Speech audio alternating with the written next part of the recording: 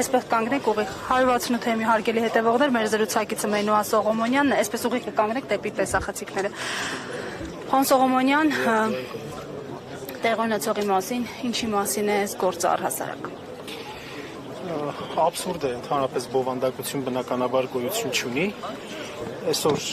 սա ուղղակի օրինականության բոլոր սահմանները անցել են, այսինքն ցանկացած բան ես կարող եմ ասել, ցանկացած բան կարող եմ ասել եւ դա կարող է այդ բառերը վերագրել իշխանազավթման։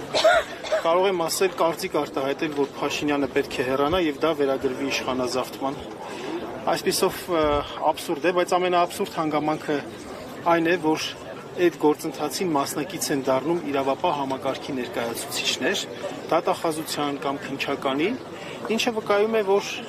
պետությունը փաստորեն զավթված է, պետությունը ծառայեցվում է որպես գործիք, իսկ այդ մարդիկ, այդ անձինք, պաշտոնատար անձինք իրենցով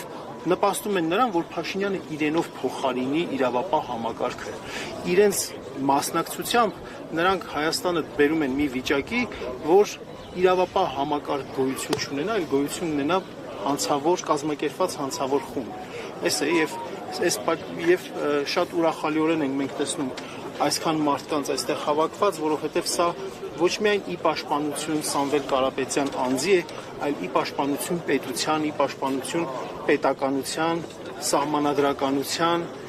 կրոնի, խղճի, մտքի, դավանանքի ազատության։ Այս մարդիկ այսքան եկել են այստեղ։ Շնորհակալություն։ Շնորհակալություն։